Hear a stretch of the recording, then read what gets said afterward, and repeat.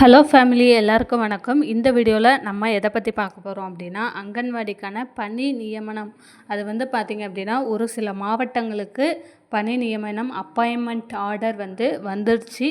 எந்தெந்த மாவட்டங்களுக்கு appointment order வந்திருக்கு, எப்படியெல்லாம் செலெக்ஷன் லிஸ்ட்டில் அவங்கள செலக்ட் பண்ணியிருக்கிறாங்க, வேலைக்கு அவங்க போயிட்டாங்களா இல்லையா, எப்படி போனாங்க, வேலை என்ன மாதிரி இருந்துச்சு, இது பார்த்திங்க அப்படின்னா உண்மையிலேயே நடந்த ஒரு விஷயம். எல்லாருமே பார்த்திங்க அப்படின்னா ஒரு சில மாவட்டங்களில் அப்பாயின்மெண்ட் ஆர்டர் வேலைக்கு ஜாயின் பண்ணிட்டாங்க. அவங்க என்ன சொல்கிறாங்க, அவங்களோட எக்ஸ்பீரியன்ஸை எப்படி இருந்தது அப்படின்றத நான் இந்த வீடியோவில் உங்களுக்கு சொல்கிறேன். அதற்கப்புறமா பார்த்திங்க அப்படின்னா மற்ற மாவட்டங்களில் நமக்கு ரிசல்ட் எப்போ வரும், மற்ற அனைத்து மாவட்டங்களுமே ரிசல்ட் எப்போ வரும், அப்பாயின்மெண்ட் ஆர்டர் யாருக்கெல்லாம் வரதுக்கு அதிகப்படியான வாய்ப்பு இருக்குது அப்படின்றதையுமே இந்த வீடியோவில் நான் உங்களுக்கு சொல்கிறேன்.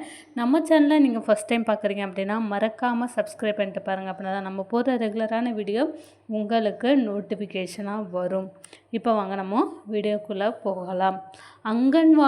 இந்த அங்கன்வாடிக்கு வெயிட் பண்ணுறவங்க நிறைய பேர் பார்த்திங்க அப்படின்னா ஒவ்வொரு மாவட்டத்துக்குமே ஒவ்வொரு நாளும் நமக்கு ரிசல்ட்டு பப்ளிஷ் ஆகிடுது.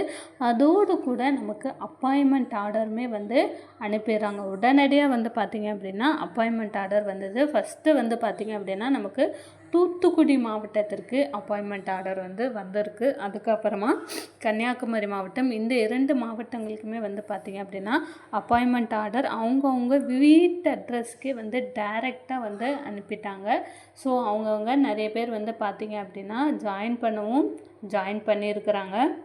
எப்போதும் போல தான் உங்களுடைய மாவட்ட அலுவலகத்துக்கு சென்று உங்களோட டாக்குமெண்ட் எல்லாத்தையுமே வெரிஃபை பண்ணிவிட்டு, டாக்குமெண்ட் எல்லாம் ஒரிஜினல் நீங்கள் என்னென்ன கொடுத்தீங்களோ, அப்ளிகேஷன் அப்போ இன்டர்வியூ அப்போ என்னென்ன கொடுத்தீங்களோ அது எல்லாத்தையுமே வெரிஃபை பண்ணிவிட்டு, அதற்கப்புறமா பார்த்திங்க அப்படின்னா உங்களுக்கு ஒதுக்கப்பட்ட அங்கன்வாடி மையத்திற்கு நீங்கள் என்ன போஸ்டிங்க்கு அப்ளை பண்ணியிருந்தீங்க, உதவியாளரா இல்லை சமையலாரா இல்லை அமைப்பாளரா, எந்த போஸ்டிங்க்கு நீங்கள் அப்ளை பண்ணீங்களோ அந்த போஸ்டிங்க்கு உங்களை போக சொல்லிடுறாங்க. ஸோ தூத்துக்குடி மாவட்டத்தில் இந்த விஷயங்கள் நடந்திருக்கு. அதே போல் பார்த்திங்க அப்படின்னா நமக்கு மற்ற மாவட்டங்கள்லேயுமே நடக்க போகுது. கன்னியாகுமரி மாவட்டம், திருநெல்வேலி மாவட்டத்தை பொறுத்தளவில் ஒரு சில தாலுகாவுக்கு பார்த்திங்க அப்படின்னா அப்பாயின்மெண்ட் ஆர்டர் ஒவ்வொரு நாளும் ஒவ்வொருத்தருக்கு வந்துக்கிட்டு இருக்கு அப்படின்றத சொல்கிறாங்க. அதாவது செலக்ட் ஆனவங்களுக்கு அப்பாயின்மெண்ட் ஆர்டர் அப்படின்றது வந்துக்கிட்டு இருக்கு அப்படின்றத சொல்கிறாங்க.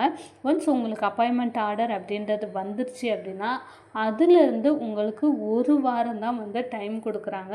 ஸோ அந்த ஒரு வாரத்துக்குள்ள அந்த அப்பாயின்மெண்ட் லெட்டர் ரிசீவ் ஆகி ஒரு வாரத்துக்குள்ளே நீங்கள் மாவட்ட ஆட்சியர் அலுவலகத்துக்கு சென்று உங்களுடைய சர்டிஃபிகேட்டு எல்லாத்தையுமே ஐடென்டிஃபை பண்ணணும். அதாவது இந்த நபர் தான், அதாவது உங்களுடைய பேர், உங்களோட அப்பாயின்மெண்ட் ஆர்டரோட லெட்டர் ப்ளஸ் உங்களோட ஒரிஜினலான address proof, Aadhaar card, ration card, அதற்கப்புறமா பார்த்திங்க அப்படின்னா உங்களுடைய சர்டிஃபிகேட், உங்களோட குவாலிஃபிகேஷன்ஸ்க்கான சர்டிஃபிகேட், இது எல்லாத்தையுமே போய் காமிச்சிட்டு ஒன் செட் ஆஃப் ஜெராக்ஸும் கொடுத்துட்டு அதற்கப்புறமா அவங்க உங்களுக்கு சொல்லுவாங்க உங்களுக்கு எந்த தாலுகாவில், எந்த அங்கன்வாடி மையத்தில், எந்த கிராமத்தில் உள்ள அங்கன்வாடி மையத்தில் உங்களுக்கு வேக்கன்சிஸ் அலாட் பண்ணியிருக்கிறாங்க அப்படின்றத.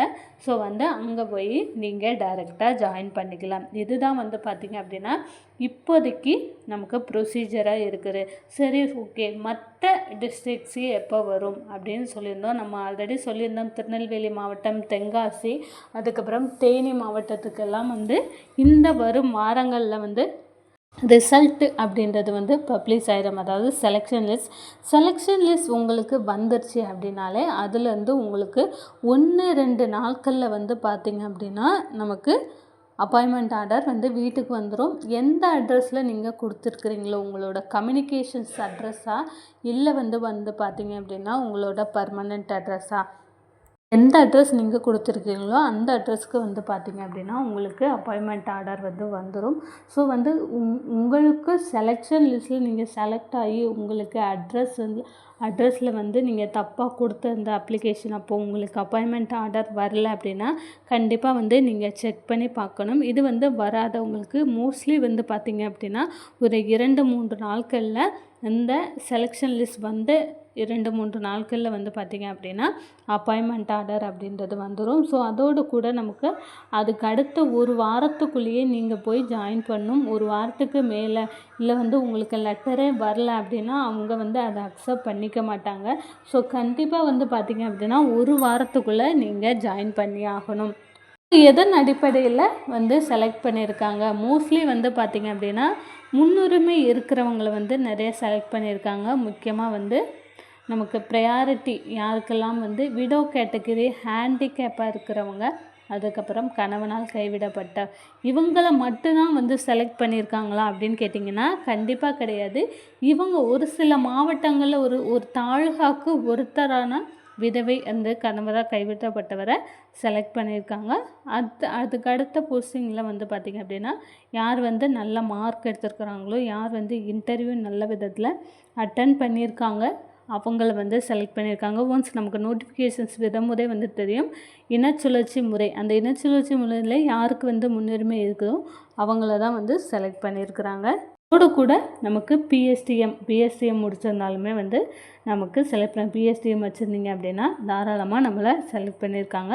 ஸோ அடுத்த கட்டமாக செலெக்ஷன் லிஸ்ட் வந்து எப்படி வந்து செக் பண்ணுறது அப்படின்னா கண்டிப்பாக உங்களுடைய ஐசிடிஎஸ் வெப்சைட்டில் தான் வந்து நீங்கள் பார்க்கணும். அதாவது குழந்தைகள் வளர்ச்சி ஐசிடிஎஸ் வெப்சைட்டில் நீங்கள் பார்த்திங்க அப்படின்னா உங்களுக்கான செலெக்ஷன் லிஸ்ட் வந்திருக்கா அப்படின்றது தெரியும்.